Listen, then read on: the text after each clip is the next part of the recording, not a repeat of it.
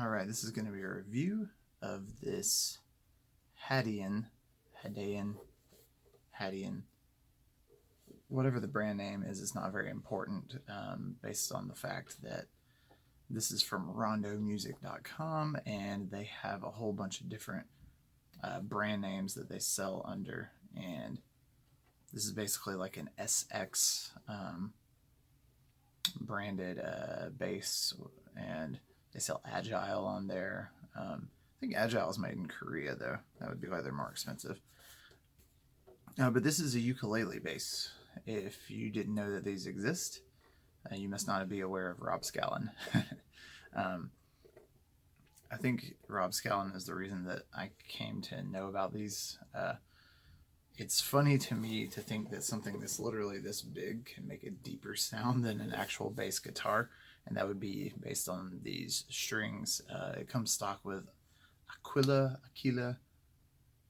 It's Italian, I think. Thundergut strings, they're nylon. They're very thubby, and you don't get any metallic definition because they're not even made of metal.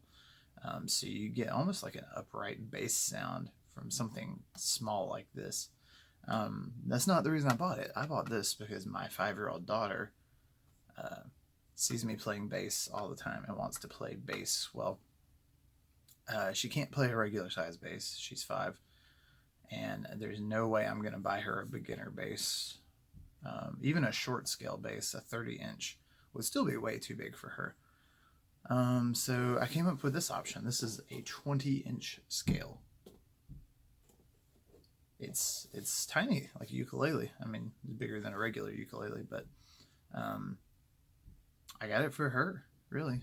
I guess in a way I got it for me because I know how to play it, and she will be learning, but it's exciting to see if she's able to go in that direction.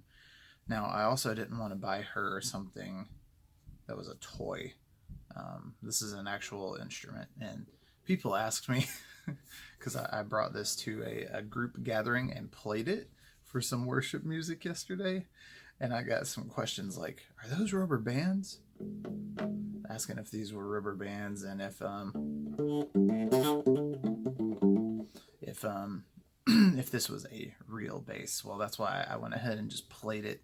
I normally would play my real bass, so I played this, and just to show, yes, this is real. This is a real instrument. They're cheap. They're in the $120 to $160 price range now, early 2022. I know that's going to change drastically, so don't quote me on that. These are from Rondomusic.com. I already mentioned that. They have a ton of options, mostly in the guitar range, but they have some of these.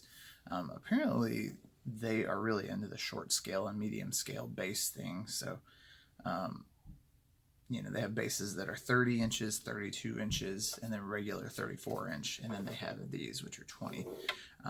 This particular one I saw and thought to myself, I should get that before it sells out. And sure enough, it did sell out. So this is flamed maple. It said solid flamed maple. I find that hard to believe for the price. I would guess that it's maple that's not figured, and then they find a nice piece and they do a veneer over it. That would be my guess, but it does look extremely nice.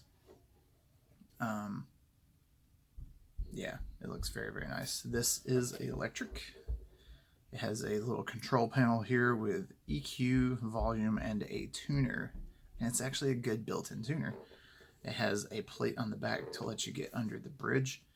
The bridge has a piezo pickup in it, which, if you're not familiar, it's a non-magnetic style of pickup that they put under the bridge of like acoustic guitars and stuff to pick up the sound. It's an interesting sound because it gives it more of an acoustic sound overall, but it also, because it's not magnetic, it picks up sound of like you doing that on the strings. You're going to hear that in my audio sample. It's pretty interesting. It's not something I'm used to, but I still think it sounds really cool. These are the Thunder Gut strings. They are nylon. They are very thick. One thing that they do is put extremely thick strings on here to match the tuning of a regular EADG bass. And so instead of you using like a 100 or 105 gauge for this, it calls this a 180. I don't know about that. I think they just use different measurements. But, you know, the intention being, I want to look up at how you can clean these strings, because I don't think you would have to replace these quite like you would regular electric bass strings. This neck appears to be mahogany, but don't quote me on that. Look at these tuners. They look like hip shots, and they're pretty okay. They're definitely good for the price range. One thing I'll tell you that's interesting is tuning up these strings, because they're elasticy and they stretch. You don't turn it and immediately hear a difference in the tone. You have to tune it and twist the tuning peg until you hear it stretch it to the point where the tone goes up. It's a very strange experience for somebody that's used to just playing bass guitar, not this thing. A couple other things. I can tell that the fretboard is very dry, has a small little crack here. There's a small little split along the wood grain right here that you can't even see. It's just something about the way that the wood grain is, you know, just one of those things. I think when you pay less than $200, you got to know what you're getting. And if you get an instrument that's playable, like you can actually,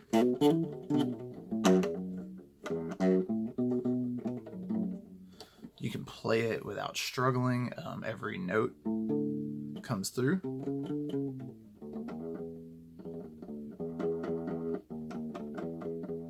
Here, if I plug that really hard. So if you have anything that rattles worse than that and the note sort of chokes out, that's something you don't want.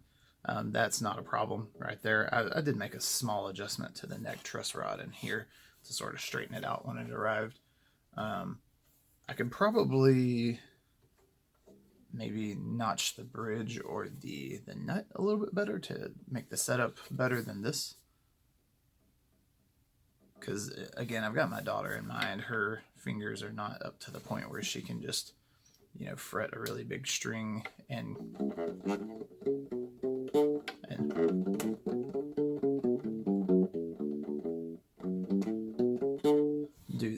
kind of stuff.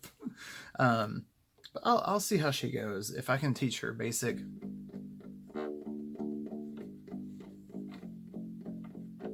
kind of stuff and she can do it, then maybe I won't worry about it.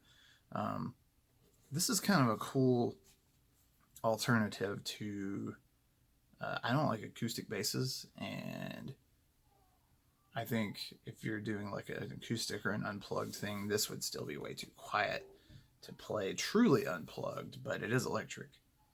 So you can plug it in to an amp or a PA or whatever. This has two of the little coin size batteries. They're CR 2032s, I believe it is. So that would mean that this is like a 6-volt system. Because of that, that leads me to believe that the batteries probably won't last that long,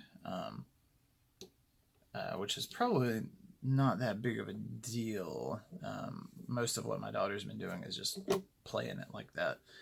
So I would not leave the tuner running any longer than you have to, or leave it plugged in after you're done playing. You do need to unplug it. Also, here's a strap peg, and there's not one up here.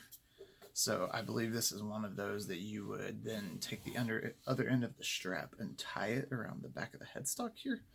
I don't know. I need to look that up and see exactly what you're supposed to do. Overall, this is highly recommended by me because you're going to pay a third of what you would for a Kala ukulele bass. And I don't know how much better a Kala would be than this. Probably not much better. They are probably made in the same country, China, or the same factory even. So I would go this route. I would say this is a good choice for you if you have small hands, you want to get into playing bass, and you just don't feel right with an actual bass guitar, because this is a legitimate instrument. You won't get the bass guitar tone, but this will work for a lot of music. Because this has a lot of low end and a lot of bass content, when you play in a mix, it still sounds like a bass. Now, if you're playing some type of music where you're going to use like distortion and you want to cut through a little bit with the metallic-y sound of a bass, or playing with a pick, you know, that kind of stuff. I love that kind of stuff, but that's not for every type of music. Anyways, all that, you do need metal strings to get that tone. This is very thubby, like a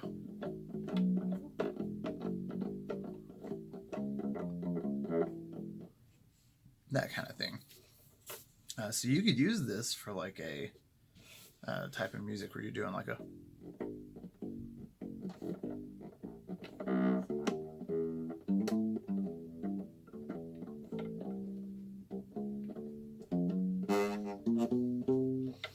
yeah, I'm still trying to get my fretting down on this thing because it's tiny. I mean, look at this. I can reach from the 5th fret to the 14th fret. Yeah, 5 to 14. It's interesting, right? I can reach from 1 to 9. It's very unusual for me. I have to focus really hard to play this. I'm used to playing 35-inch scale basses too.